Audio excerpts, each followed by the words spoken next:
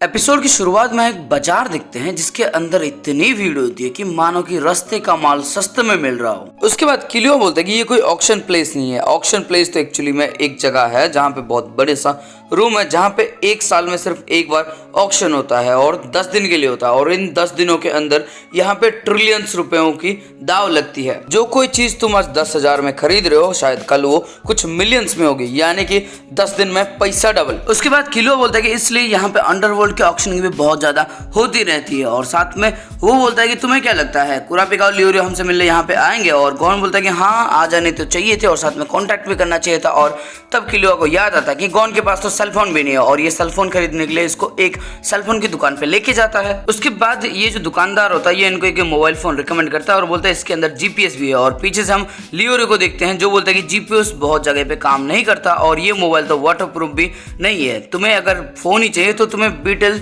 007 को ट्राई करना चाहिए। इसके बाद लियोरियो बताता है कि इस फोन की मदद से तुम 2 से ज्यादा लैंग्वेज को ट्रांसलेट भी कर सकते हो। और वो जो दुकानदार होता है वो बोलता है कि इसके लिए 4 लाख रुपए लगेंगे। और तभी बोलता है कि 4 लाख रुपए, पागल हो गया है क्या? उसके बाद हमें पता चलता है कि लियोरियो ने इनकी बार्गेन करने में मदद की और बड़े ही सस्ते में 2 फोन इनके लिए खरीद के दिए होते हैं। और बाकी जितने लोग होते हैं ना, इनके लिए तालियां मारते हैं क्योंकि इतने अच्छी बार्गेन की थी लियोरियो ने। उसके बाद लियोरियो बोलता है कि तुमने तो प्रैक्टिस करके अभी बहुत ज्यादा स्ट्रॉन्ग भी बन चुके होगे। और उसके बाद हम सीधा इनको एक जगह पे देखते हैं जहाँ पे खाना खा रहे होते हैं। और तब इसको पता चलता है कि ये हेवेंस अरेना के अंदर 200वें फ्लोर तक पहुंच गए थे। और साथ में गॉन ने अपना टैग, जो हिसोका का टैग दे दिया है, यानी कि वो हिसोका से फाइट ले चुका है। हिसोका को अच्छी फाइट दी थी इसने। उसके बाद गॉन पूछता है तुम्हारा रन कैसे चल रहा है, तुमने रन तो सीख ही लिया होगा। और तब लियोरियो बोलता है कि हाँ, मैंने सब कुछ सीख लिया है, लेकिन एक्चुअल में उसने सिर्फ 10 को सीखा होता है और उसको कुछ भी पता नहीं होता। उसके बाद ये तीनों रूम के अंदर होते हैं जहाँ पे लियोरियो को पता लगता है कि गॉन का जो डैड है जिंग, उसको ढूंढने के लिए ये आया है। और उसको ढूंढने के लिए इसको एक गेम की जरूरत पड़ेगी जिस गेम का नाम है ग्रीड आइलैंड। और वो ऑक्शन के अंदर बिकने वाला है, लेकिन उसकी कीमत बहुत ज्यादा है जो कि 8.9 बिलियंस है। और जिसको सुनने के बाद ये हैरान हो जाता है। उसके बाद लियोरियो पूछता है कि तुम्हारे पास कितने हैं? और ये बताते हैं कि हमारे पास सिर्फ 5 मिलियंस है। और तब लियोरियो बताता है कि इतने के अंदर तो तुम्हारा जो अंदर जाना भी मुश्किल नहीं होगा, तुम्हारा एंट्री फीस भी ये नहीं बनता है। और उसके बाद ये बोलते हैं कि लेकिन जो ग्रिड आइलैंड का वीडियो गेम है वो ट्रेजर के अंदर सबसे लो रैंक पे था, यानी कि इसको खरीदने के लिए सिर्फ तुम्हें पैसे की जरूरत है और किसी भी चीज की नहीं। और उसके बाद लियोरियो हंसने लगता है और बोलता है कि मैंने तो पहले ही कहा था कि पैसा है भगवान। उसके बाद लियोरियो इंटरनेट से सर्च करता है कि कैसे जल्दी से जल्दी पैसा बनाया जाए। और उसको वहां पे पता चलता है कि एक कंडीशनल ऑक्शन का नाम होता है, यानी कि कुछ कंडीशन रखा जाता है। अगर उस कंडीशन को कोई भी पास करता है तो फिर ही वो आइटम ले सकता है, पैसे से मतलब उसको खरीदा नहीं जा सकता। इसके बाद हमें किलो का भाई पिगी दिखाया जाता है जिसने अभी तक ग्रिड आइलैंड को पूरा कॉपी कर लिया होता है, लेकिन उससे वो कुछ निकाल नहीं पा रहा होता, मतलब वो गेम चल ही नहीं रहा होता। और दूसरी बात, उससे कोई डाटा भी निकल नहीं रहा होता। और तभी ये सोचता है कि कहीं किलो ने इसको बेवकूफ तो नहीं बनाया। और ये सोचने लगता है कि किलुआ ऐसा नहीं कर सकता, वो इतना ज़्यादा स्मार्ट है नहीं कि मुझे बेवकूफ़ बना ले।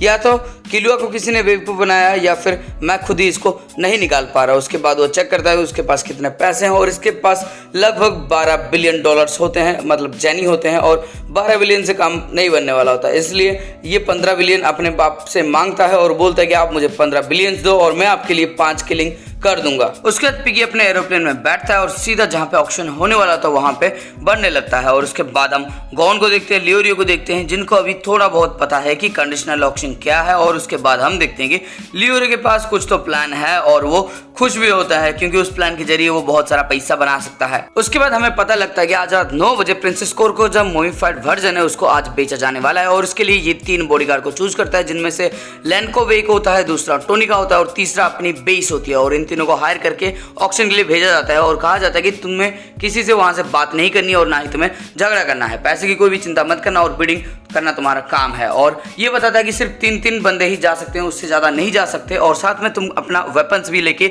नहीं जा सकते, इसलिए तुम वहां पे कोई भी गलती मत करना क्योंकि तुम्हारी एक छोटी सी गलती पूरा जो माफिया होगा तुम्हारे ऊपर चढ़ जाएगा। उसके बाद डार्जिलिंग बताता है कि ये जो ऑक्शन है ट्रस्ट के ऊपर बेस्ड है, इसलिए यहाँ पे कोई सिक्योरिटी कैमरा भी है नहीं। और उसके बाद वो बासो और लिनसन को भेजता है पीछे की तरफ पहरेदारी के लिए और आगे की तरफ कुरापिका और मेलोडी को भेजता है ताकि ये मतलब अच्छी तरह से पहरेदारी कर सके और कोई प्रॉब्लम हो तो ये बता सके। डार्जिलिंग और स्क्वाला खुद यहाँ पे रुक जाते हैं ताकि वो लेडी नियोन की सुरक्षा कर सके। उसके बाद हम गॉन को देखते हैं जो कंडीशनल ऑक्शन के लिए एकदम तैयार होता है और इनके पास एक $3 मिलियन का डायमंड होता है और जो जो कोई भी गॉन को हराएगा वो डिसाइड करेगा कि वो कितने में इसको खरीदेगा। और इसके लिए उनको पहले तो मतलब एक फीस देना पड़ता है, एंट्री फीस, जो कि 10,000 जेनी का होता है। और जब ये बातें सुनते हैं लोग सब पागल हो जाते हैं, सब एक साथ इससे लड़ना चाहते हैं, क्योंकि ये बहुत छोटा है। लड़ना मतलब फाइट नहीं करेंगे, सिर्फ आर्म रेसलिंग करेंगे, पंजा लड़ाएंगे, और पंजे के अंदर अगर जो जीतेगा वो इसको लेके चला जाएगा। और जब ये देखते हैं कि ये तो छोटा सा बच्चा है, तो फिर ये उनके ऊपर टूट पड़ने की कोशिश करते हैं। और तभी अपना गॉन याद कर रहा होता है कि अपने ओपोनेंट को मतलब अचानक से नहीं हराना है, उसको इस तरह से हराना है कि बाकी लोगों को लगे कि बड़े ही मुश्किल से हराया हुआ है, जिसकी वजह से बहुत सारे लोग इनके पास आएंगे, पार्टिसिपेट करेंगे, इससे फाइट लेने की कोशिश करेंगे, लेकिन एंड में गॉन सबको हरा देगा और सबका पैसा हड़प लेगा। और उसके बाद इसका पहला ओपोनेंट आता है, जिससे ये मतलब एक्टिंग करता है कि वो जीत रहा है, लेकिन अचानक से फिर ये खुद जीत जाता है और ऐसे दिखाता है कि बड़े मुश्किल से जीता हो। उसके बाद किलो सोचता है कि मैं समझ गया तुम्हारा प्लान क्या है, लेकिन 8.9 बिलियन के लिए हमें लगभग 8,79,999 बार जीतना होगा। उसके बाद हम गॉन को देखते हैं, जो काफी अच्छी एक्टिंग कर रहा होता है। ऐसी एक्टिंग कर रहा होता है कि जैसे उसका हाथ सच में बहुत ज्यादा दर्द कर रहा हो, लेकिन उसको ऐसा करना अच्छा नहीं लग रहा था, लेकिन उसके बावजूद वो कर रहा था क्योंकि पैसे बनाने हैं। और उसके बाद हम देखते हैं फैंटम ट्रूप के मेंबर सुजुकी को, जो इससे सीधा आर्म रेसलिंग के लिए आई होती है। उसके बाद गॉन और सुजुकी का आर्म रेसलिंग शुरू होता है, जहां पे हम देखते हैं कि सुजुकी बहुत ही ज्यादा स्ट्रांग होती है। गॉन ने अपना फुल पोटेंशियल दे दिया था, लेकिन उसके बावजूद वो उसको हरा नहीं पा रहा होता। लेकिन उसके बाद गॉन और भी थोड़ा सा मेहनत करता है और इसको हरा देता है। और सुजुकी थोड़ी सी हैरान होती है कि इसको एक छोटे बच्चे ने कैसे हरा दिया। उसके बाद सुजुकी गॉन को थैंक यू बोलती है और बोलती है कि तुमने मुझे एक अपॉर्चुनिटी दी, उसके लिए थैंक यू, और यहाँ से चली जाती है। और उसके बाद किलो आता है और बोलता है तुमने अपना फुल पोटेंशियल यूज किया। बोलती है हाँ मैंने फुल पोटेंशियल यूज किया, लेकिन वो बहुत ज्यादा स्ट्रांग थी। उसके बाद फ्रैंकलिन बोलता है तुम हार गई, और सुजुकी बोलती है हाँ मैं हार गई और मुझे वो डायमंड चाहिए था। तो उसके बाद फाइटन बोलता है कि फिर तो तुम्हें अपना लेफ्ट हैंड यूज करना चाहिए था, क्योंकि तुम्हारा लेफ्ट हैंड स्ट्रॉन्गर आर्म है और राइट हैंड तुम्हारा इतना ज्यादा स्ट्रांग है नहीं। इसके बाद सुजुकी बोलती है कि मुझे फिर से जाना चाहिए और लेफ्ट हैंड के साथ फाइट करनी चाहिए। और तभी इसको फैतान रोकता है और बोलता है कि हम चोर हैं, हमारे पास इतना टाइम नहीं है और हमें जो पसंद है हम चुरा लेते हैं। उसके बाद हम नियोन को देखते हैं, जिसने तहलका मचा रखा होता है क्योंकि इसको ऑक्शन के अंदर जाने नहीं दिया गया। और हम डार्जिलिंग को देखते हैं, जिसके सर के अंदर 2 मतलब सींग निकले होते हैं, मतलब इतनी जोर से पीटा होता है। और ये अपने मालिक को फोन करता है और बोलता है कि मालिक कंट्रोल से बाहर जा रही सिचुएशन, आप आ जाओ। और उसके बाद वो भी बोलता है मैं आता हूँ, अभी रुको। उसके बाद हम ट्रूप के मेंबर को देखते हैं, जो एक गैस बैलून का इस्तेमाल करके सीधा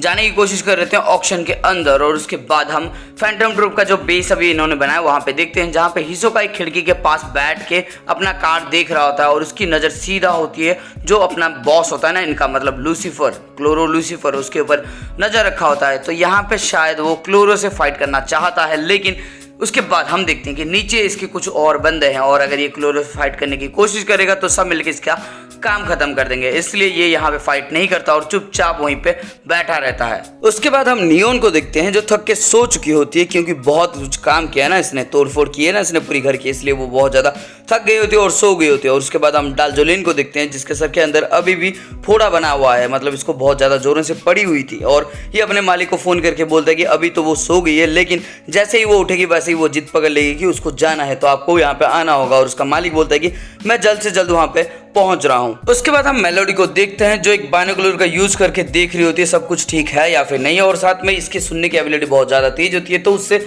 इसको पता लगता है कि अभी सब कुछ सही है। और तभी हम कुरापिका को देखते हैं, जो सोचने लगता है कि फैंटम ट्रूप आएंगे ना, और जैसे ही फैंटम ट्रूप के बारे में सोचता है इसकी हार्ट बीट थोड़ी सी अब नॉर्मल हो जाती है, जिसको मेलोडी ऑब्जर्व करती है और बोलती है कि जब मैंने पहली बार तुमसे मिला था, जब तुम मुझे पास करके जा रहे थे, तब भी तुम्हारी हार्ट बीट की आवाज कुछ ऐसी ही थी, तो मैं जान सकती हूँ कि ये सब क्यों हो रहा है तुम्हारे साथ। उसके बाद मेलोडी फिर से सवाल करती है कि जब तुमने कोटा क्लान्स की आइज देखी थी तो तुम्हारा जो हार्ट बीट था कुछ अलग ही हो गया था, तो मैं जान सकती हूँ कि ऐसा क्यों हुआ और तुम्हारा क्या रिश्ता है कोटा क्लान के साथ। उसके बाद कुरापिका बोलता है कि मैं तुमसे झूठ नहीं बोल सकता, क्योंकि अगर मैं झूठ बोलूंगा भी तो तुम मुझे पकड़ लोगी। और उसके बाद वो बताता है कि वो एक कोटा है, नॉर्मली इनकी आंखें ब्राउन होती है, लेकिन जब भी ये एक्साइटेड हो जाते हैं तब इनकी आंखें रेड हो जाती है। और ये बताता है कि इनके भाइयों की आंखें, यानी कि कोटा क्लान की आंखें कुछ लोगों ने मिलकर चुरा ली थी, जो कि फैंटम ट्रूप्स होते हैं, और ये उनसे बदला लेना चाहता है, ये उन आंखों को वापस करना चाहता है। और उसके बाद ये पूछता है क्या तुम डार्जिलिंग को बता दोगी कि मैं एक कोटा हूँ। उसके बाद मेलोडी बोलती है कि नहीं, मैं नहीं बताऊंगी क्योंकि मुझे मरने का शौक नहीं है। और उसके बाद कुरापिका पूछता है कि तुम यहाँ पे क्यों आई हो, तुम्हारा क्या मकसद है। और तब ये बोलती है कि मैं तुम्हें झूठ बोलूंगी और तुम कैसे जान पाओगे। और तब ये बोलते हैं कि मैं तुम्हारी आंखों को देख के बता सकता हूँ। और उसके बाद मेलोडी बताती है कि वो एक म्यूजिक हंटर है, उसको एक म्यूजिक के बारे में जानना है, उसको मतलब डिस्ट्रॉय करना है, जिसको डार्क सोनाटा कहा जाता है। और ऐसा माना जाता है कि इसको खुद डेविल ने बनाया होता है। इसके बहुत सारे वर्जन होते हैं, जिनमें से एक वायलिन वर्जन होता है, एक फ्लूट वर्जन होता है और भी 2 अलग वर्जन होते हैं। और ये बहुत ही ज़्यादा खतरनाक है, जो कोई भी इसको सुन लेता है उसकी मौत हो जाती है या फिर बहुत ही बुरी तरीके से वो डैमेज हो जाता है। उसके बाद कुरापिका बोलता है कि ये तो सिर्फ एक कहानी है। और उसके बाद मेलोडी अपना हाथ दिखाती है, जो कि कुछ अलग तरह का होता है, क्लियर नहीं होता क्योंकि रात का अंधेरा होता है, दिखाई नहीं देता, लेकिन कुरापिका को सब पता है। और उसके बाद वो बोलती है कि मैं भी कभी एक नॉर्मल ह्यूमन जैसी हुआ करती थी, मैंने सिर्फ फ्लूट वर्जन का थोड़ा सा ही सुना था और उसके बाद मेरे साथ क्या हुआ तुम देख सकते हो। मेरे जिस दोस्त ने उसका एक सिंगल ट्यून बजाया था वो वहीं पे मर गया और मेरे साथ ये सब हुआ। लेकिन इससे एक अच्छी बात ये हुई कि मुझे मेरी एबिलिटी मिली, ये मतलब जो हार्ट बीट को सुन सकती है ना, ये वाली एबिलिटी इसको वहां पे मिलती है। उसके बाद मेलोडी बोलती है कि जो मेरे साथ हुआ मैं वैसा किसी और के साथ होने नहीं दे सकती और इसीलिए मैं इस जगह पे ये जॉब लेने के लिए आई हूँ, क्योंकि अंडरवर्ल्ड के साथ मुझे जुड़े रहना है और इसी से मुझे इसके बारे में ज्यादा पता लग सकता है। इसके बाद हम पाको को देखते हैं, जो बोलती है कि अब टाइम हो चुका है और हिस्सों का बोलता है कि हाँ, और हमें लीडर को दिखाया जाता है और इसी के साथ ये वाला एपिसोड हो जाता है खत्म। तो दोस्तों इस वीडियो के अंदर आपको कुछ भी अच्छा लगा फिर मजा आया ना, तो इस वीडियो को लाइक कर देना, कमेंट करके अपना फेवरेट पार्ट बता देना और साथ में सब्सक्राइब कर लेना इस चैनल को अगर अभी तक नहीं किया है, और कर रखा है तो बेल का आइकन जो है उसको ऑल पे सेट कर देना और जो बेल का आइकन है उसको जरा जोरों से दबाना, एकदम टन करके आवाज आ जानी चाहिए।